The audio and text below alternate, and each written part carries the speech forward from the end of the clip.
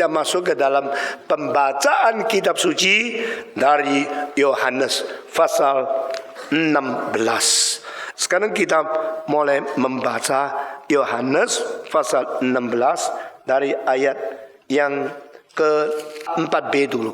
Hal ini tidak kukatakan kepadamu dari semula, karena selama ini aku masih bersama-sama dengan kamu. Tapi sekarang aku pergi kepada Dia yang telah mengutus aku.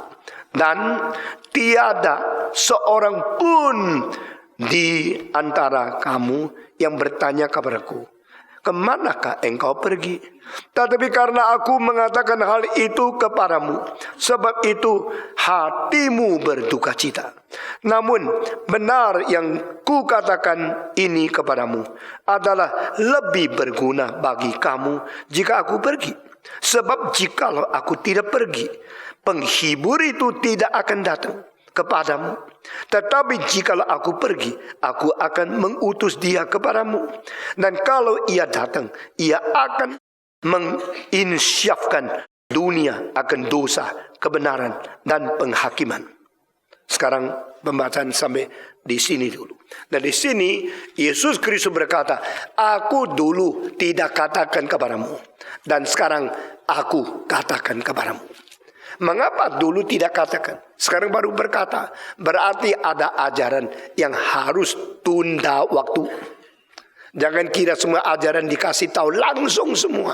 Kadang-kadang mengajar doktrin, semua dikatakan. Setelah itu, pada waktu mereka menghadapi masa kesulitan, dia kira sudah tahu semua, tapi bukan on time.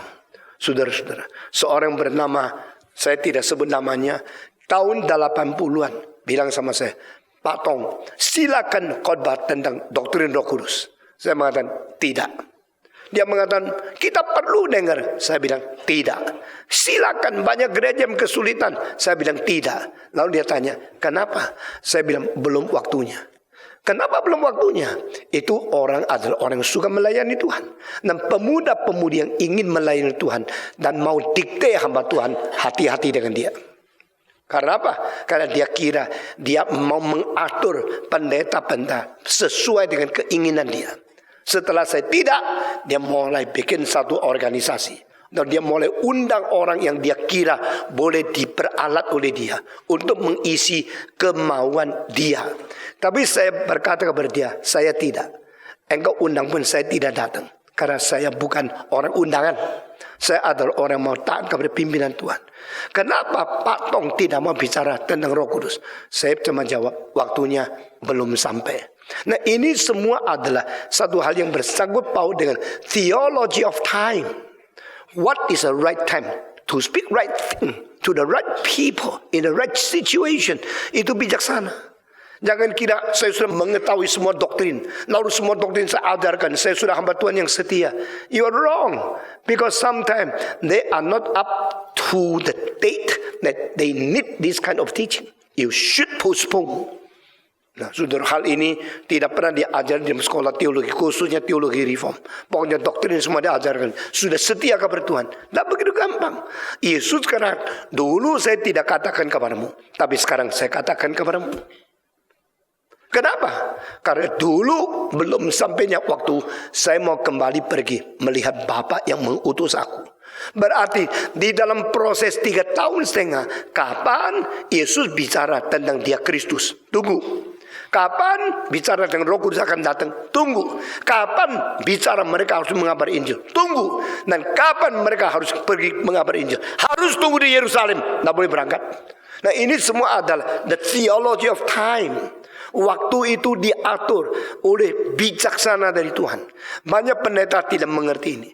Banyak pemimpin gereja tidak mengerti. Pokoknya setia, katakan semua. Kalau begini saudara, anakmu masih umur 13, kasih tahu kalau nikah perempuan begini. Benar? Ya tidak benar dong. Karena dia masih umur 13. Do not tell too early anything that is not needed. Yesus mengatakan, saya dulu tidak kasih tahu sama kamu, tapi sekarang saya kasih tahu kamu, karena saya akan pergi kepada Bapa. Saudara-saudara, Tuhan Yesus pun di dalam proses waktu, dia harus mengikuti jadwal yang ditetapkan oleh Allah Bapa. Dan tidak sembarang mendahului perintah Tuhan. Tidak terlalu cepat untuk melampaui akan kecepatan yang sudah ditetapkan oleh Tuhan Allah. Inilah yang saya katakan. Tafsirkan ayat ini, banyak orang lolos. Banyak orang tidak pikirkan hal ini. Lalu mereka kira sudah baca, sudah tafsir. Yang penting doktrin yang ambil.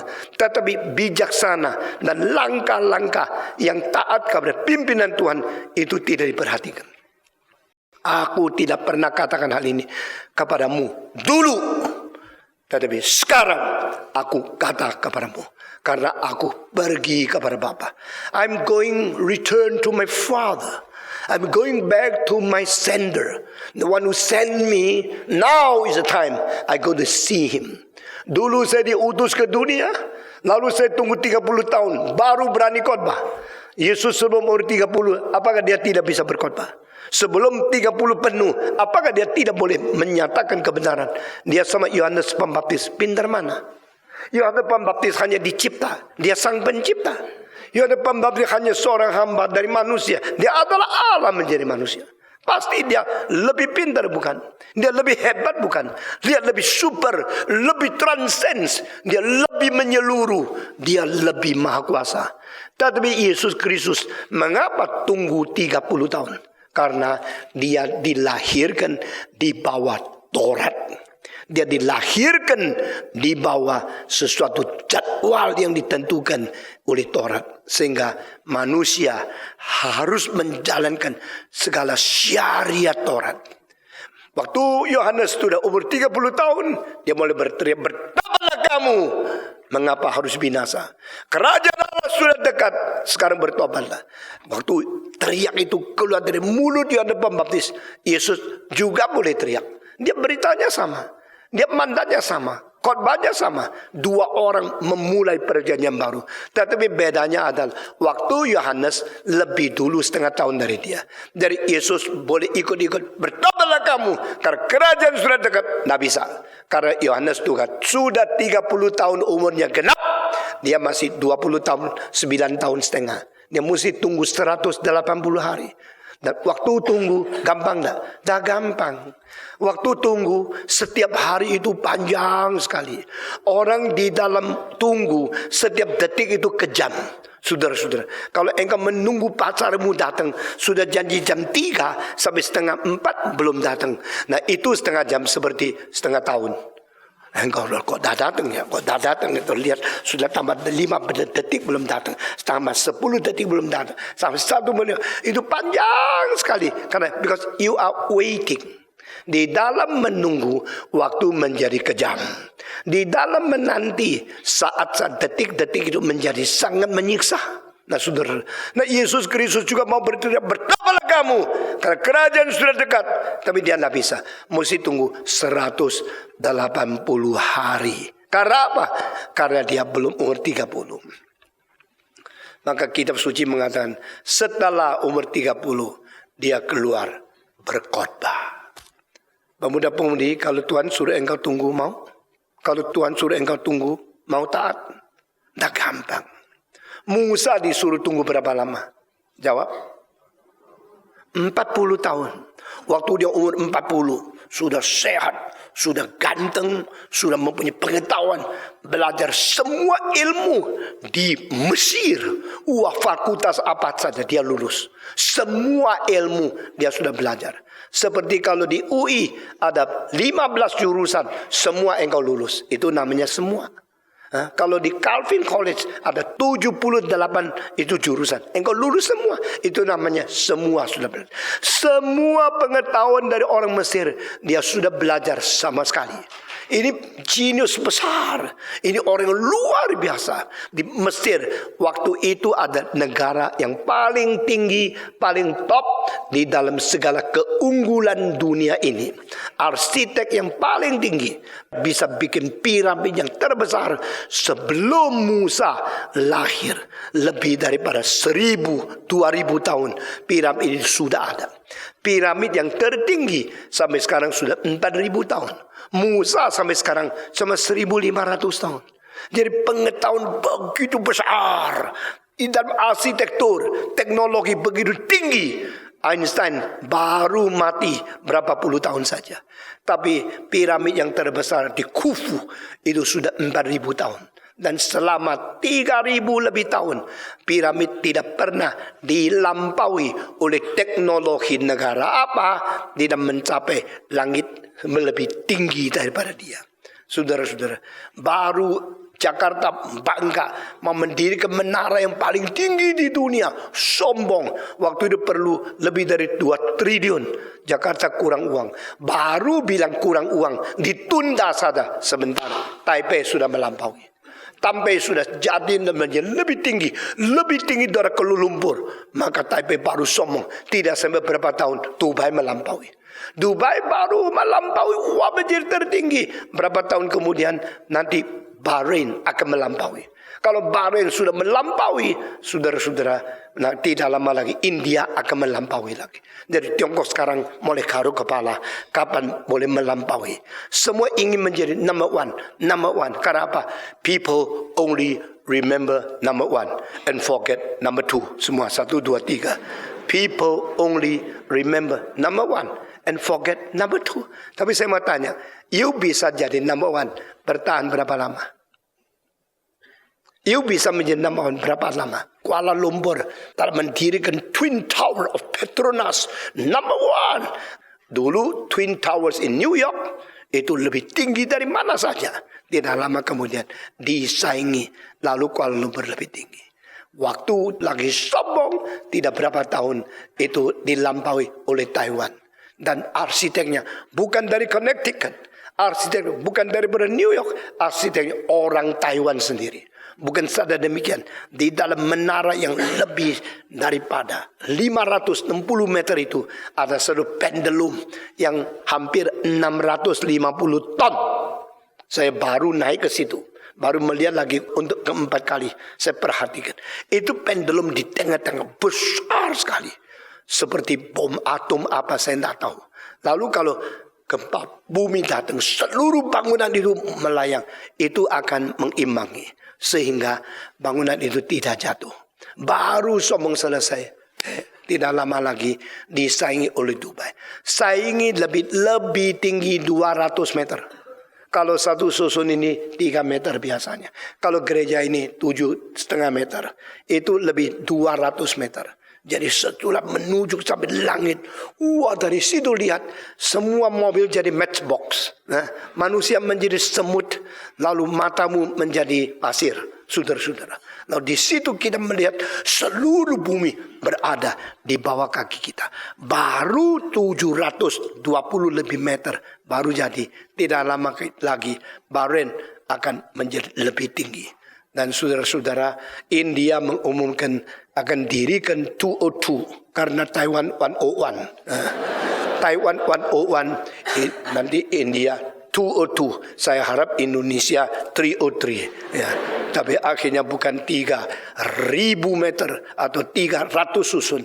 Itu hanya lebih tinggi sedikit dari orang lain saja. Semua itu mau melampaui, itu tidak gampang. Tapi satu-satunya yang tidak dilampaui, kira-kira hampir 4.000 tahun. Itu piramid. Teknologi zaman kuno, di mana tidak ada kren.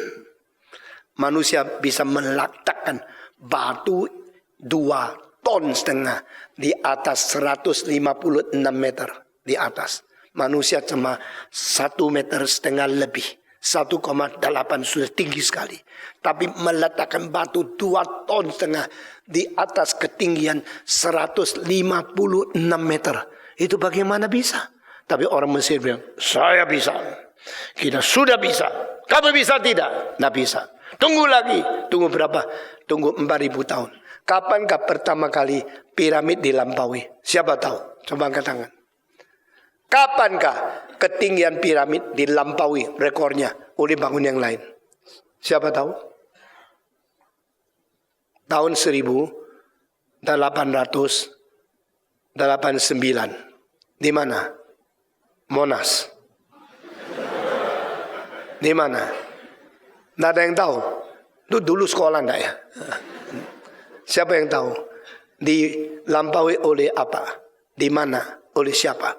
Oleh seorang insinyur namanya Mr. Eiffel. Mr. Eiffel from France bikin menara Eiffel Tower di Paris. Pada waktu Eiffel Tower menuju ke langit 300 meter. Nah itulah sudah hampir 2 kali daripada itu piramid. Nah pada waktu sebelum Eiffel Tower naik ke atas langit, hampir sama dengan piramid, itu cuma 2 tempat. Satu tempat ada di Köln di Jerman. Dan kedua ada Ulm, semua lem. Ini ada di Jerman. Yang 156 meter, 161 meter, termasuk pucuknya daripada menara itu. Nah, saudara-saudara, pada waktu Eiffel Tower mencapai 300 meter, wah seluruh dunia gempa. Perancis yang menjadi number 1, saudara-saudara. Tetapi ini sesudah itu yang melampaui lebih tinggi. Tahun 1910, 12, 14, 17, 26 sampai 1931 pertama kali melampaui 100 susun. Itu namanya Empire State Building, 1428 feet. Dan sesudah naik lebih tinggi daripada itu Perancis, baru Amerika nomor 1. Tahun 1971, The Twin Tower di dalam Manhattan yang dirancang oleh Jepang lebih tinggi lagi dari Sears Tower, lebih tinggi daripada Empire State Building, lebih tinggi. Maka Kuala Lumpur, baru Kuala Lumpur selesai, Taiwan selesai, Bahrain lagi, lalu India lagi. Ini semua orang yang ambisi besar. Sudah ambisi besar, dapat gedung yang tinggi, untung tak? Rugi setengah mati. Saudara-saudara, sekarang menara Petronas sudah bisa break even tidak? Saya tidak tahu. Dan menara daripada Taiwan sampai sekarang masih rugi. Lalu yang bangga nomor 1 di dunia yang ada di Dubai, rugi luar biasa. Lalu Bahrain akan lebih rugi. India akan mempertahankan, bisa membuat itu akan lebih rugi lagi. Lebih pintar Singapura. Singapura tidak pernah mau lomba. Dia bikin yang 3 tidak tinggi, tidak terlalu tinggi, tapi kasih 1 kapal berhenti di situ. Nah, dari situ lihat, pintar ya. Jadi tidak ada yang rugi. Nah, saudara-saudara, mari kita kembali kepada kitab suci. Waktunya belum sampai kalimat itu tidak keluar dari mulut. Ini cara Yesus Kristus. Yesus tidak pernah mengatakan, aku akan dirikan gereja. Sampai mulut Petrus mengatakan, you are the Christ. You are the Son of the living God. Then Jesus said, I'm going to build my church on earth. On this the foundation. Christology. Saat Yesus keluarkan kalimat itu, selalu diatur oleh pimpinan Tuhan. Karena dia seumur hidup dipimpin oleh Roh Kudus. Sehingga even the teaching itself is according to the right time. Pointed by Holy Spirit, speak to the right people concerning the right item. Nah, ini adalah satu bicara yang luar biasa. Kenapa saya tidak mengizinkan bicara dengan Roh Kudus? Karena waktu itu saya membiarkan Roh Kudus dikhotbahkan secara salah sampai semua sudah mulai goncang, baru saya berkhotbah. Lalu orang itu mengatakan, oh kalau patung nama saya undang. Gampang banyak pendeta, tidak usah patung. Nah, dia panggil undang pendeta lain, khotbah ini, khotbah itu. Tapi tidak ada gunanya apa? Karena belum diperlukan. Tapi 8 tahun kemudian, saudara menelusuri ya, saya punya speak pertama itu mengenai wahyu dan agama. Iman dan agama. Sudah 8 tahun kemudian, saya baru bicara tentang Roh Kudus, doa dan kebangunan. Roh Kudus, suara setan dan suara hati nurani. Roh Kudus, karunia dan yang lain-lain. Setelah 8 tahun kemudian, pada waktu saya membicarakan tentang Roh Kudus, penting sekali. Karena zaman itu ribuan orang perlu dan gereja sedang digoncangkan oleh yang tidak beralasan Alkitab. Saudara-saudara, ini kita belajar dari Yesus Kristus. Ini bukan belajar daripada dosen-dosen teologi. The right time to speak the right thing to the right people according the right guidance of Holy Spirit. Maka Yesus mengatakan, aku dulu tidak katakan kepadamu, tapi sekarang aku berkata kepadamu. Berkata apa? Aku akan pergi. Kalau aku mengatakan kata ini, pasti engkau sedih. Nah, kalau pacarmu mengatakan, sekarang kita sudah saling mengasihi, sekarang saya bocor ya, saya dapat penyakit kanker, mesti mati. Engkau bilang, jangan mati, jangan mati. Sulit mengganti, kira-kira begitu ya. Nah, saudara-saudara sekalian, Yesus sedang sama muridnya sudah akrab sampai 3 tahun setengah. Mendadak keluar satu kalimat, saya harus pergi. Engkau tidak akan melihat saya lagi. Maka Yesus mengatakan, kau menjadi duka cita karena saya sekarang mengumumkan saya akan pergi. Baru 30. Mengajar kepada mereka baru 3 tahun setengah. Guru baru mengajar 3 tahun setengah. Ini permulaan satu karya yang besar. Saudara-saudara, dosen-dosen yang agung, kalau sudah mengajar puluhan tahun pergi, orang sedih. Dosa yang paling agung, terbukti paling sukses, 3 tahun setengah langsung pergi. Siapa yang bisa terima? Maka Yesus mengatakan, I'm going, I'm leaving you, and you will be left.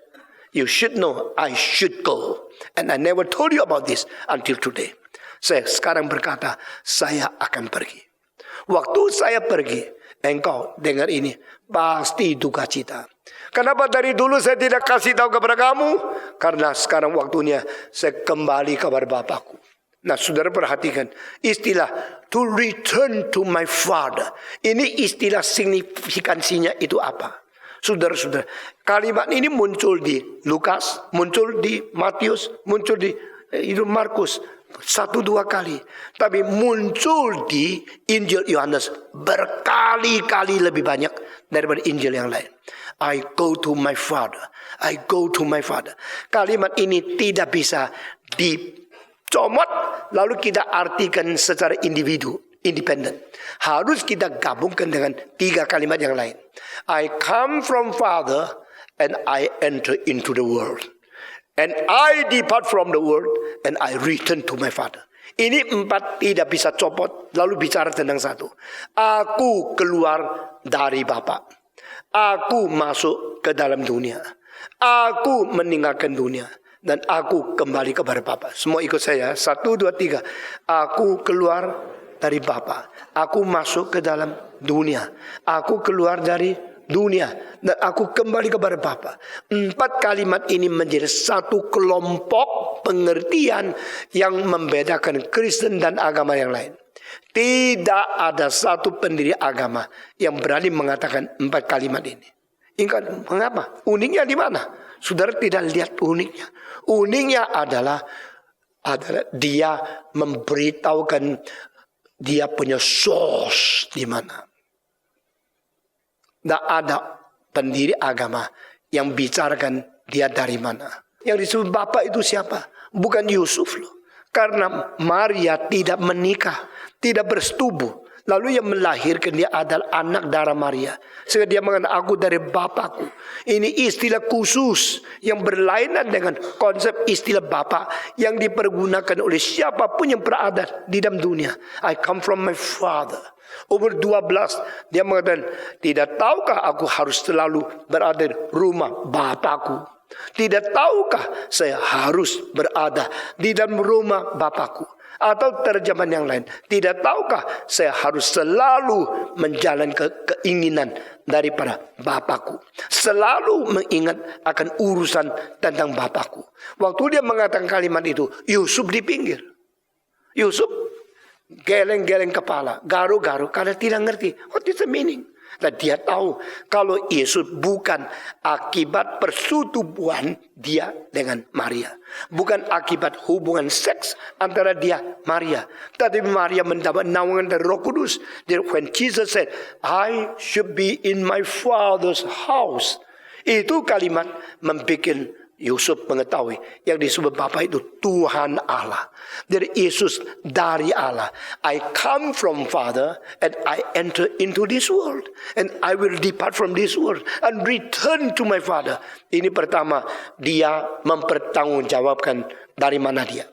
Semua pendiri agama tidak pernah mempertanggungjawabkan mereka dari mana. Satu-satunya yang membicarakan, aku dari Bapa. Aku dari mana, pertanggungjawaban.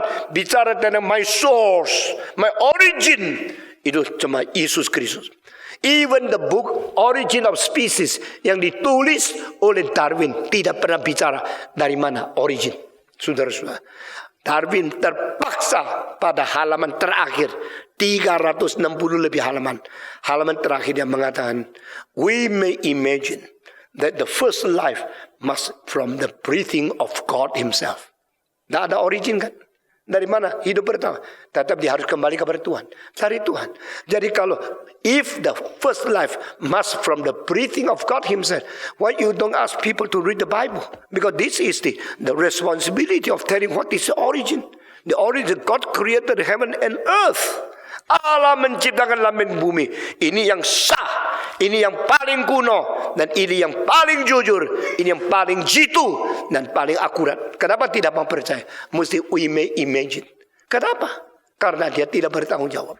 Saudara-saudara, original yang pertama dan original yang satu-satunya yaitu Tuhan Allah. Alkitab tidak pernah menutup-nutup atau malu-malu atau segan-segan untuk memperkenalkan, langsung mengatakan dari kalimat pertama, dari permulaan Allah mencipta langit dan bumi. Saudara-saudara, you intelektual, benar. You cendekiawan, betul. Kalau you cendekiawan, bandingkan semua buku yang tidak bertanggung jawab dengan tanggung jawabnya kitab suci. Saudara-saudara, Paul Washer mengatakan, one day it will prove that evolution is the greatest joke. Itu akan menjadi lelucon terbesar. Saya percaya kalimat itu penuh dengan bijaksana. Karena apa? Itu hanya some imagination, hypothetically speaking, if, suppose, might be, hypothetically speaking, kita boleh membayangkan, mungkin terjadi. 1.700 kali kalimat mungkin, jikalau, andai kata, kemungkinan, kita boleh membayangkan. Itu 1.700 kali muncul kalimat uncertainty, muncul kalimat hypothesis yang berada di mana? Berada di dalam buku The Origin of Species. No, not the same. So different in compared with Bible. Karena kitab suci tidak pernah memakai tentang if, we may imagine, hypothetical speaking, or suppose. Karena itu semua tidak ada setannya. Yesus Kristus tidak pernah ragu-ragu mengatakan satu kalimat tentang kebenaran. Verily, verily, I tell you. Dengan sesungguh-sungguhnya aku berkata kepadamu. Dan Yesus tidak pernah satu kali bimbang menyampaikan sesuatu. Dia memberikan kepada kita kepastian. I come from my Father, I come to the world. And I will depart from this world, return to my Father. Ini semua pasti, mutlak jitu. Karena dia adalah Allah dan dia adalah kebenaran yang tidak pernah perlu berkompromi. Kedua, kalimat aku dari Bapa dan aku ke dunia. Aku meninggalkan dunia, kembali kepada Bapa. Ini membicarakan the two ways traffic. Ini satu trafik yang dua arah. Pertama, from God to the earth. Kedua, return from earth to God, the Father. Nah, saudara, semua agama tidak two-way traffic. Semua agama one-way traffic. I want to go to Father. You want to follow me? I want to go to God. Which God? That God. This God. Nah, semua agama pikir mereka bisa membawa manusia kepada Allah. Tapi Yesus mengatakan, karena saya dari Allah, saya pernah datang. Saya tahu bagaimana pergi. GPS ada di sini. Ini GPS, bukan GPS ya. Ini namanya Global Position System. Ini bukan global, ini UPS, Universal Position System. Bukan cuma global putar-putar di bumi. Ini universal, membawa engkau vertically return to God. UPS yang ada di mobilmu hanya bawa engkau ke sini sana di dunia. Tetapi ini GPSmu. Itu di bumi. UPS ada di sini. I come from Father and to this earth. Bagi saya kalimat itu signifikansinya dua. Pertama, dia mempertanggungjawabkan di mana asal usulnya dia. Tidak pernah muncul pada agama. Kedua, dia membicarakan tentang two ways traffic. Karena saya pernah datang dari sana. Masa saya bawa engkau kembali ke sana. Saudara-saudara, saya paling tidak senang orang hatinya baik tapi bekerja salah semua. Hati baik, kerja salah. Itu orang motivasinya baik, dia itu baik. Saya bilang tahu, dia baik tapi tak ngerti. Baik tak ngerti, tuh campur obat sembarang, lu mati bagaimana? Tapi dia hatinya baik, lu sudah mati kan? Ya. Bukan soal baik tak baik, dia benar tak benar, dia ngerti tak ngerti. Nah, satu kali saya sampai saya yang menjemput engkau kebaktian jam 7:30. Sekarang sudah jam 7 mati si airport. Dia bilang kita jalan dulu ya, tak usah tunggu koper. Saya bawa engkau dulu. Aku jam 8:15 belum sampai. Kenapa? Dia tak tahu jalan. Hati baik, berbuat salah. Semua 1, 2, 3. Hati baik, berbuat salah. Lalu saya sudah gelisah setengah mati. Dia tidak apa-apa, Tuhan pasti pimpin kita. Kita pasti sampai di situ. Saya bilang pasti, tapi orang pulang semua. Ini kebaktian mulai 7:30, kok engkau sampai sudah jam 8:10 masih ditanya orang, di mana di sini, di mana, jalan mana ya, betul ya. Hatinya sih baik, tapi hati baik untuk apa sih? Hati baik untuk orang lain, jangan untuk pengkhotbah. Ya. Pengkhotbah mesti jamnya, waktu mesti sampai. Maka waktu kita sampai di situ, banyak orang keringetan. Kau baru datang ya? Saya bilang ini loh hati baik. Ini orang hati baik, tapi tidak tahu jalan. Tanya-tanya. Mereka nyanyi salimnya 1 kali, dia nyanyi 100 kali belum datang. Terus jadi salimnya aja terus. Saudara-saudara, saya begitu naik, saya minta maaf. Hari ini saya ditolong oleh seorang hati baik, tapi tidak tahu jalan. Mulai hari itu saya tanya, siapa yang jemput? Kenapa dia yang jemput? Sekarang mulai galak dia. Kenapa dia yang jemput? Karena dia sudah pernah jalan ini berapa kali. Nah, saya percaya naik busnya Yesus tidak salah. Semua naik bus Yesus tidak salah. Yesus bilang, I come from my Father and I enter into the world. I return to my Father and depart from my earth. Two-way traffic. Engkau tidak pernah dengar khotbah kayak gini kan? Ya, kalau engkau baca terus lewat-lewat aja. Tapi saya dilatih Tuhan melihat segala sesuatu seperti musik stereo. Tidak bisa cuma lihat satu, lalu menggabungkan semua menjadi campur aduk. Harus saya teliti memisahkan, lalu menemukan apa rahasia, kelebihan, keunikan, superioritas, transcendental daripada kitab suci.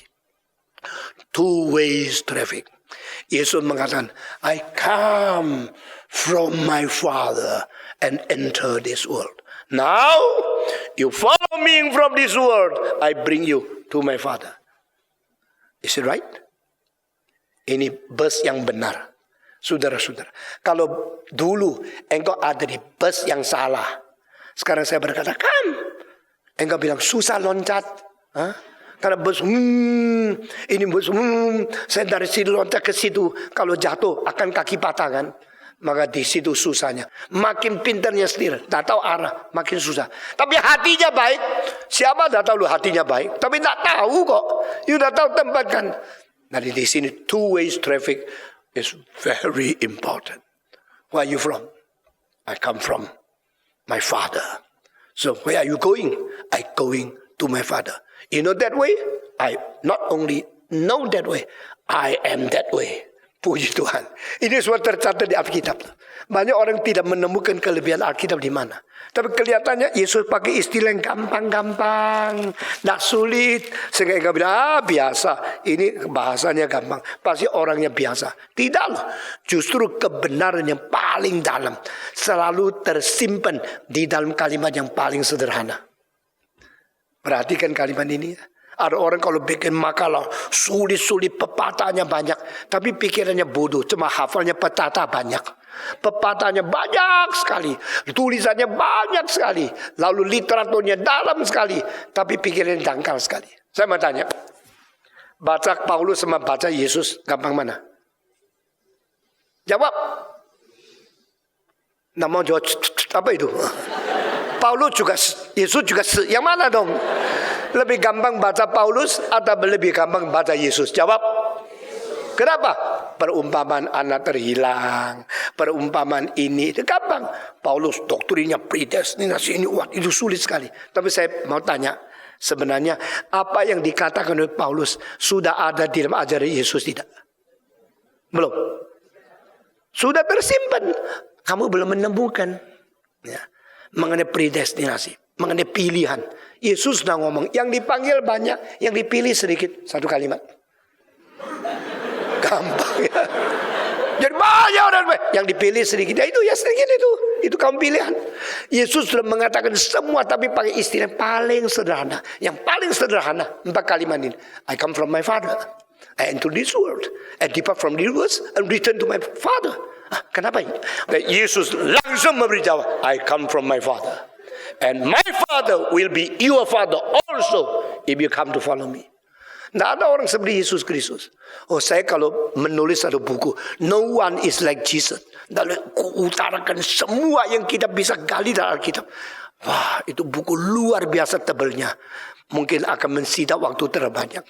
Mari kita kembali dengan simple faith and believe in Jesus. I believe you are from God. You're from the Father. I follow you. You bring me back to the Father. Two ways traffic. Yeah. The source, they are responsible. Kedua, two ways traffic. Dia bukan bertanggung jawab, beritahu dari mana. Dia jamin kita pergi kemana. Dan dia mengatakan, kalau saya bicara sama kamu, saya pergi. Kamu akan sedih, kamu akan duka cita. Tetapi saya terus terang, saya harus kasih tahu. Meskipun bikin engkau susah, tetap harus bikin engkau susah. Saudara-saudara, kalau tidak ada kesusahan yang harus, tidak ada sukacita dan bahagia yang akan datang. Dengar ya. If there is no the necessity suffering, there's no beautiful future. Mau dapat anak yang lucu, yang mungil, yang cantik, yang ganteng, mau. Ayo hamil dulu. Wah, tidak mau, paling banyak langsung jadi. Ya, tidak usah susahnya hamil, tidak bisa. Tuhan bilang, the necessity suffering, ya harus ada. Wah, suffering. Lalu perempuan, kenapa kau mau ya? Kenapa perempuan mau hamil sampai 9 bulan? Karena apa? Karena 2 hal. Pertama, Tuhan kasih kenikmatan seks. Saya terus terang ya. Tuhan kasih kenikmatan seks. Sehingga kita lupa kesusahan harus bagaimana tanggung. Dan kita waktu menikmati seks, kita mendapatkan kesukaan, mendapatkan kesenangan. Sesuai itu, lalu engkau mesti hamil. Bagaimana? Ya sudah. Kedua, Tuhan memberikan hari depan, sukacita, pengharapan. If I can be a mother, I will hold on my baby with my eyes, looking at his or her eyes, and the 2 lines of 2 eyes cross over one another. That is the most beautiful picture in the world. That is the most satisfying psychology in the world. Menjadi ibu yang menikmati keibuan. Menjadi seorang yang merawat orang lain menjadi besar. This is my son. This is my daughter.